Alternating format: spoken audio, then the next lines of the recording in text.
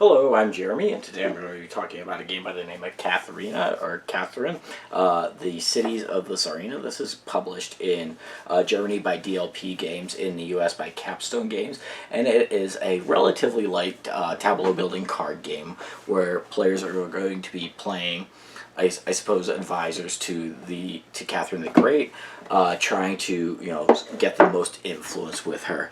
The game has a relatively straightforward rule set. It plays in about half an hour to 45 minutes with 4 players even. Most of the actions are going to be able to be carried out simultaneously. It's relatively simple to play. Once you've gone through a round of it, you'll be able to understand it fully. Let me take a few minutes to show you how it plays. I'll come back and tell you what I think about it. So the game Catherine, the Cities of the Tsarina, is set during the reign of Catherine the Great. That's why you have Kiev as part of the Russian Empire, which is depicted here. Each player is going to be taking essentially 12 actions over the course of 3 rounds, trying to be the advisor to Catherine the Great, who has the most influence with her, which of course you're going to track with victory points. So at the start of the game, each player will get a victory point tracker, a tracker for this influence track, which will determine your hand order, some bonus points, as well as scoring bonus at the end of the game. And then each player will also get one of these cards, which simply shows a number of tokens. If you collect at least 5 of these tokens at the end of the game, you'll get victory points, as shown here. As well as 6 action cards. These action cards are essentially 3 colors of action cards. They're each going to show potentially symbols at the top, as well as 1 or 2 actions at the bottom that players are going to be able to activate.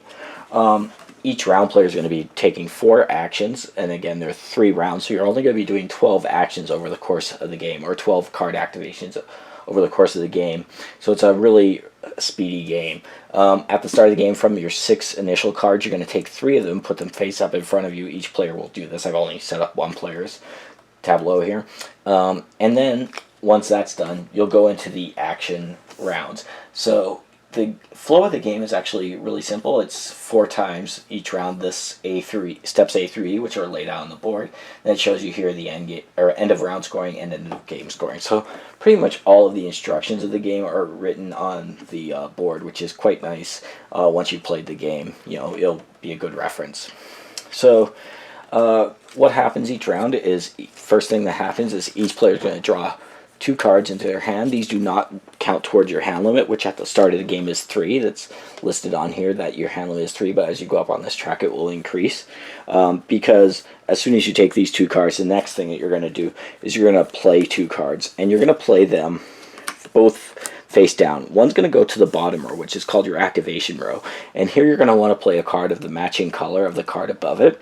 And that's just saying, I'm going to activate this card this turn.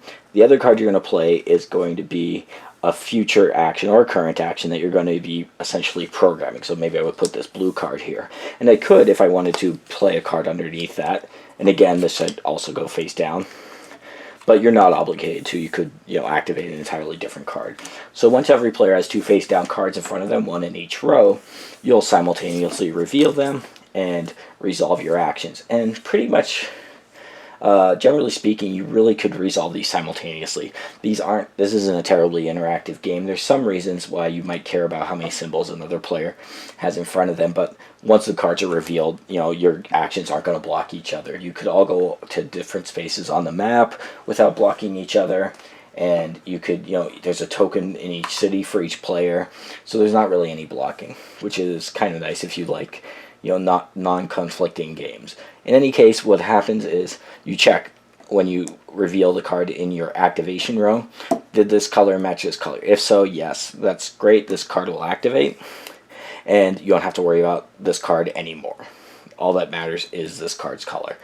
Then what you'll do is you'll look at the card you activated, assuming you did activate it by matching the color, and you'll deal with the action and then the bonus action if you've completed the top action. So this is just saying I could place a house into one of these 3 cities, and then I'll get to do the thing that says on the bottom. So first thing is I could place a house into Moscow, Kiev, or Verozhnya, and maybe I would go into Kiev, right? So, and then I would immediately get to take one of the tokens from that city. I could just keep it on my card over here.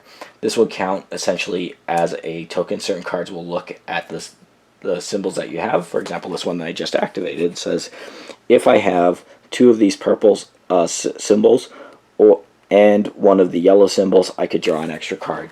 So you could have those symbols either on the tokens that you've collected or on the cards that you've played out in your row, in your action row. So not the activation row, just your action row. So you can see here I have a purple symbol, and a yellow symbol. So I have that at least once, so I get to just draw an extra card.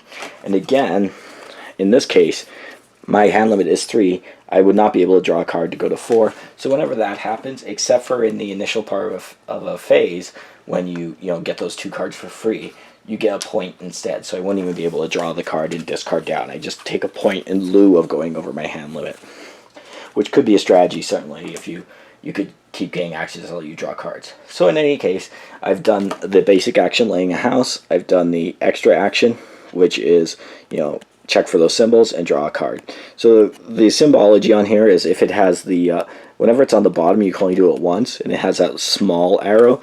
Some of the other cards will have, for example, this card here, every time that for every pair of those symbols that you have in your display, you would be able to do this action once. So I could do that multiple times if I had multiple sets of those to score, which in this case, I have 1, 2 sets. I would get to draw 2 cards if I activated that one. But once every player's dealt with their cards, then you're going to simply go back, you check and see, do I have 7 cards out? If that was the case, you would have activated 4 of them, it would be the end of the round. If not, you simply draw 2 cards and go into the action phase again. So again, each player is going to play 2 cards face down. So maybe I would play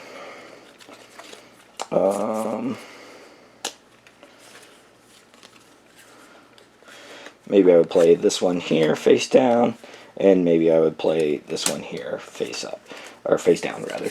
And then once every other player has done the same, you'll reveal it, and we'll see what we get. So in this case, blue matches blue, so I get to activate this card. If ever you played a mismatching card here, or as you simply don't want to do this action, instead of doing what's on the card, you simply draw 1 card into your hand. So that's like a consolation prize, or if the action didn't work out, or you just didn't have the card to activate, the color of card that you have. Although with 3 colors of cards, it's usually pretty easy to match something.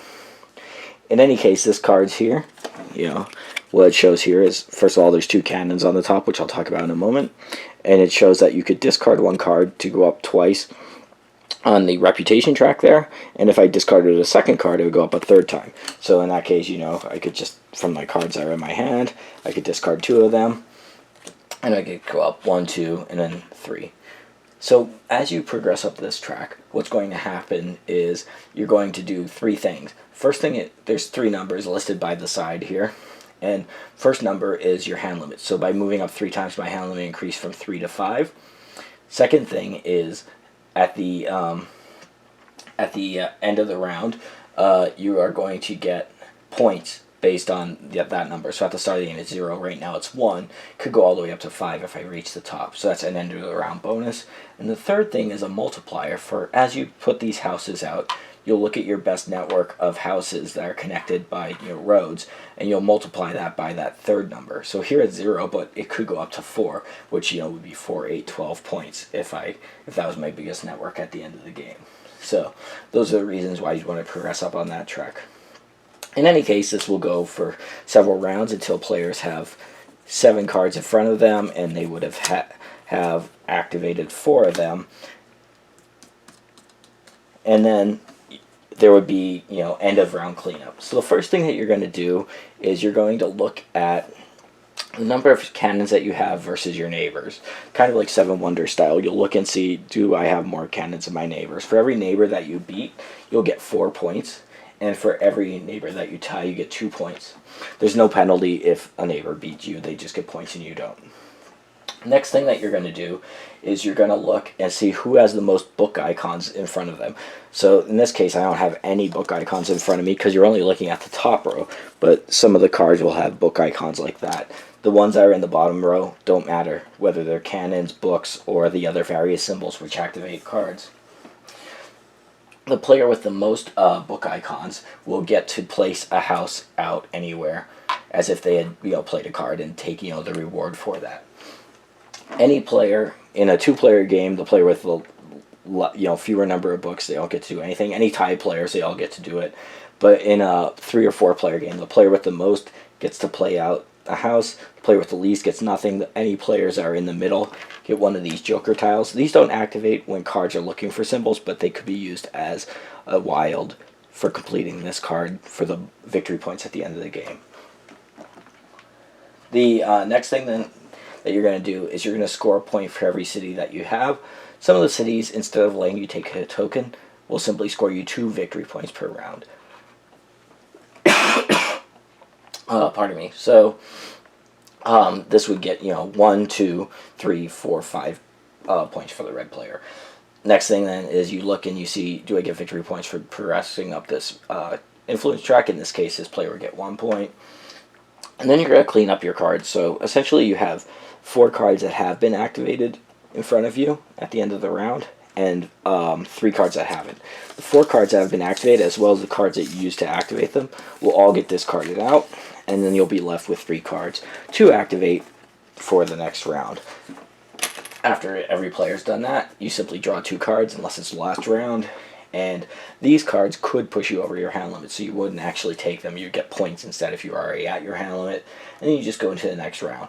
And again, the same thing will happen for round 2, round 3, and then after you get to the end of round 3, all that you're going to do is you'll get a point for every card that you have left in your hand. You will look at how well you've completed this. So again, if you have 5, 6, or 7 of these tokens collected over the course of the game, you'll get 5, 8, or 12 victory points. And then the last thing that you'll do is you'll look at your biggest chain of connected cities that you have presence in, and you'll multiply it by the multiplier next to where your crown is. So in this case, I would have a 2 multiplier, 2 times 4 cities. I would get 8 bonus points for that. After you've tallied all that up, whoever has the most points is going to win Catherine. Okay, so that is Catherine, and as you can see, this is a relatively straightforward tableau builder where players are just going to be trying to most efficiently score points. The game gives you a point salad feel. There's lots of ways to score points, whether you're trying to build a nice network of buildings or collect those tokens and trigger those off multiple times, a little bit of engine building, or if you're just going to play the cards that give you a one-time, windfall of points. But certainly this is not a game where the theme comes through very strongly. There's almost no there's some certainly artwork on the cards, but it doesn't seem to be it all linked up with the actual actions that you're doing. It's just you're claiming a city or you're discarding cards to get points.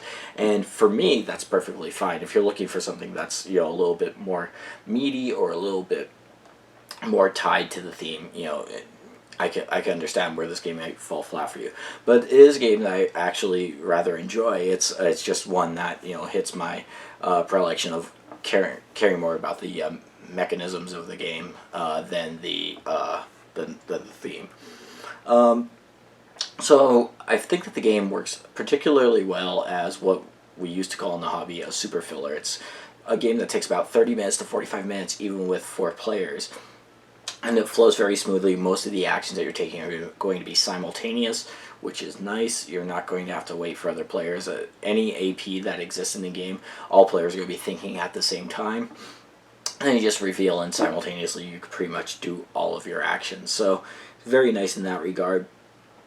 Strategically, like I said, it is a point salad game. It does seem like it's a higher risk, higher reward challenge to try and get your network built. You need certain cards to do that. There are some cards that let you build anywhere, and there's also the bonus at the end of the round that could let you build anywhere, but sometimes you're really hoping for a certain card to come out so you could link up your buildings on the building, whereas some of the other strategies aren't as contingent upon that. So I wonder, after many plays, if building will seem like a bit of a fool's errand.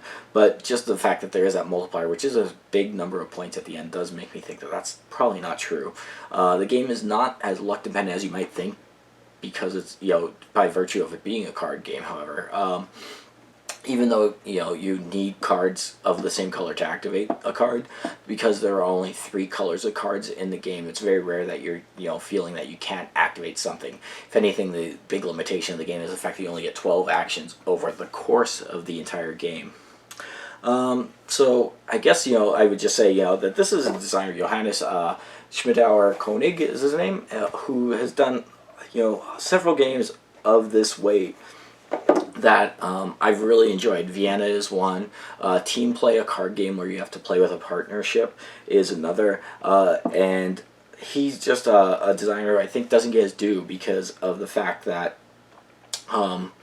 he makes lighter games, and he's a really talented designer. Cornwall is a tile laying game with like area control elements I really like by him, and I would really encourage you to check out this game.